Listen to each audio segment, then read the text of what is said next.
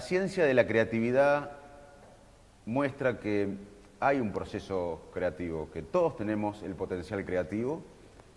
Una mujer en una zona vulnerable de Bogotá, de Buenos Aires, que tiene unos pocos pesos para alimentar a 5 hijos, en unos días tiene que ser creativa, quizás sin reconocimiento social, pero la creatividad está en todos, no es algo para elegidos. Hay gente con más talento, hay gente con más genes predispuestos, pero si esa gente con más talento o predisposición genética a la creatividad no tiene cierto proceso, es más difícil que genere algo creativo.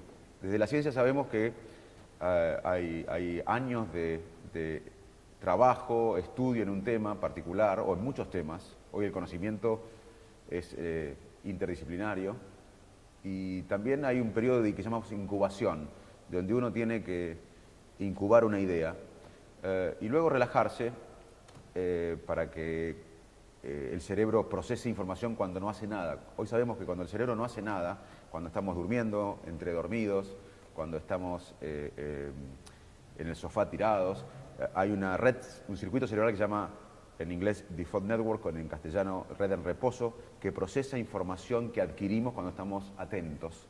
De hecho, Kukele, un físico alemán, primero que era físico, tenía años de preparación en física, pero estaba obsesionado con la estructura de la molécula de benceno. Se fue a dormir, soñó con 2 serpientes que se enroscaban y dijo, debe ser de esta manera tridimensional. Y acertó, así es la molécula de benceno. Si yo soñaría con 2 serpientes que se enroscan, no la relaciono con la molécula de benceno porque no fui físico, porque no estuve pensando en eso. Estar relajado, estar en off es importante. Y también es importante crear un contexto creativo. Las diferencias entre las mejores universidades del mundo y las universidades que están 200 o 300 en el ranking no son las paredes, las computadoras, la ropa de los profesores. Es que en las mejores universidades, de 10 personas, 10 quieren cambiar el mundo, y en las universidades de 200, de 10 personas, solamente una quiere cambiar el mundo, el resto quiere un título o seguir trabajando en algo. El contexto creativo es muy importante. Pero esto es de la ciencia. Vamos a ver y preguntarle a Ferran cómo ve él el proceso creativo. Bueno, para ver el proceso creativo, miras esta exposición y lo comprenderás como yo lo comprendo. A ver, hoy, a esta hora, hay millones de proyectos creativos. Millones. El nivel de lo creativo es lo que decíamos antes. Hay extremos y la mayoría son jogging. Son creaciones muy normales, ¿no? Que no van a cambiar ni el mundo, tal. Es una evolución sobre lo que se ha creado. Entonces, si cogemos el mapa de esta exposición, verás que alrededor hay lo que llamamos contexto del proceso, que es líderes, hay una persona que decide hacer algo nuevo, si no, no existe. Hay recursos y hay la personalidad del líder y si hay colíderes. Vale, entonces, este es el contexto que tienes para poder crear. Y ahora empezamos, vamos a empezar. Es decir, fíjate que el contexto fuera tú y yo, somos un equipo, en este espacio, con unos recursos financieros X y tal. Bueno, y tenemos una idea. Bueno, las ideas vienen o conscientemente o inconscientemente. La mayoría conscientemente, ¿eh? Y son técnicas creativas.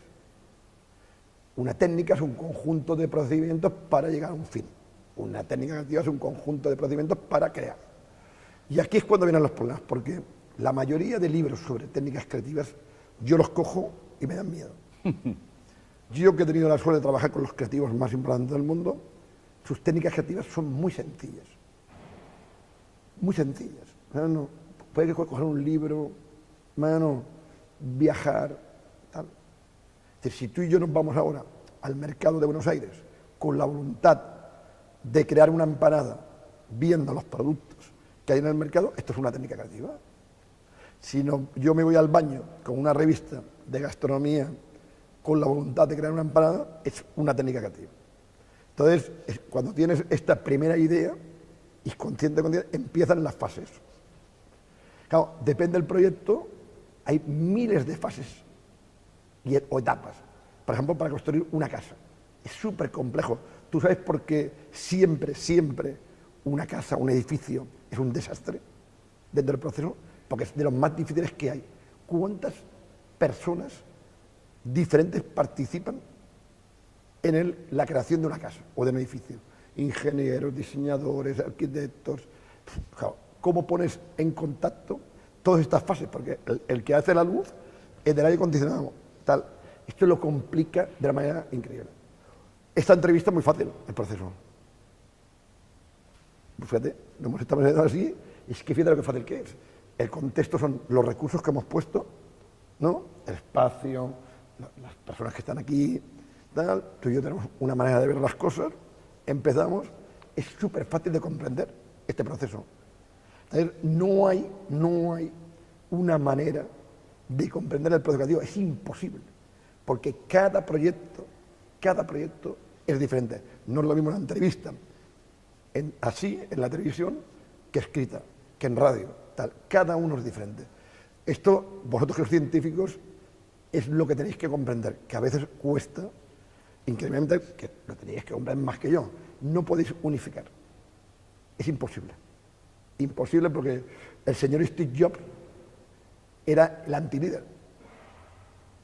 Según no trataba bien al equipo, tal y cual. Entonces, claro, demostrará que dentro de cada proyecto, puede haber variables que puede cambiar. Lo que vosotros hacéis y lo que creo que sería súper interesante, poder decodificar todos los genes posibles que pueden pasar. Estamos de acuerdo que el 99,99% de las veces tú y yo estaríamos de acuerdo que el liderazgo tiene que ser un liderazgo de verdad, ¿no? Con una persona que sepa hacer equipo, ¿no? Si ves el libro de Steve Jobs, ¿no? Estaríamos... Y sin embargo tú hablas con César Abierta y es una persona súper amable y es el presidente de la compañía telefónica, ¿sabes? ¿No? Entonces, o Amancio Ortega, que creó Inditex, que es de las empresas más innovadoras del mundo. Entonces, dentro del proceso, este contexto y estas fases, hay miles y miles y miles y miles de posibilidades. Lo importante es detectar estos genes. Y esto es lo que hacemos en esta exposición. Y esto es lo que podemos ayudaros, no desde el punto de vista del Bullylab, en que todo vuestro trabajo, colocarlo en armarios y cajones y cajoncitos, según el proyecto que hemos iniciado ahí en Bullylab. El proceso de toma de decisiones es otra área que la ciencia o la neurociencia ha trabajado mucho y hoy sabemos que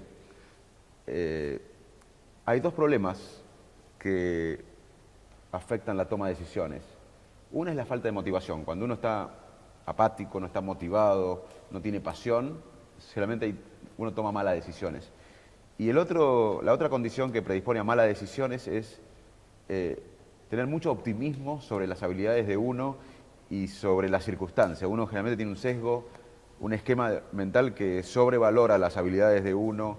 ¿Vos pensás que para un creativo es importante ser realista y ser un poco escéptico para crear y además de estar apasionado, por supuesto? Volvemos a lo mismo, ¿no? Es decir, depende del proyecto y tal. La gente va a decirnos que la pasión es imprescindible para crear. Es mentira. Si la empresa no es tuya, es que es imposible. Ser profesional hay bastante. Pero tú no me pidas pasión en algo que no es mío. Creo en una empresa, ya no digo una empresa grande, una empresa que no es tuya, es que es imposible. Uno de los éxitos del Bullying y de las cosas para analizar, no a nivel científico, cómo pudimos conseguir que todo el mundo que venía pensaba que el Bullying era suyo, a trabajar. Y esto te prometo que yo no he podido hacerlo en otro proyecto. Hasta en el Bullylab me está costando. No. Porque son otras circunstancias y tal. Ahora cuando vayamos a Calamonjoy, en el Bullying sí va a ser, porque volvemos otra vez, ¿sabes a qué? A la presión. Porque tú no puedes hacer un gran proyecto, tú no puedes hacer creatividad extrema si no tienes mucha presión. Si tú dices, bueno, vamos haciendo, oye, no seas tan duro, tal y cual, estás muerto. Porque la gente tiene que entender que el deporte extremo es que te pueden matar. Y la creatividad extrema es que te pueden matar, metafóricamente. Y esto es así. Y si, oye, a mí no me interesa, si nadie le dice a usted que tiene que hacer creatividad extrema, Entonces, ¿qué pasa? Y entonces dice, oye, ¿el mundo funciona así? No funciona así. Cuando hay 1000 personas en un centro de I+D o 100, ¿sabes qué funciona? La cantidad de personas suplen a todo esto. No, esto no es políticamente correcto decirlo, pero es así. Sí, yo, por mi experiencia en cantidad de empresas de centros de I+D, pues lo que pasaba es esto, es que donde yo tendría 10, allí hay 100. Sí, no, es así. Y cuidado, y no solo en empresas, te voy a decir universidades también. Porque nosotros vivimos al extremo, y entiendo que el mundo no puede funcionar así, ¿eh? Pero si eres pequeñito como nosotros, que nosotros tú tienes que entender que somos pequeñitos. Estoy aquí contigo, tal, pero como entidad somos muy pequeños, con un presupuesto que da risa. El alcanzar lo que hemos alcanzado solo puedes ir si tú vas, no extremo, no, al máximo, si no es imposible, si no es que no vamos a hacer nada. Creo que es clave lo que decía Ferran con respecto a que el líder tiene que lograr que los miembros del grupo sientan el proyecto como suyo. Creo que la gente que no trabaja para algo que no es suyo, que no siente como propio, tiene menos pasión por la tarea.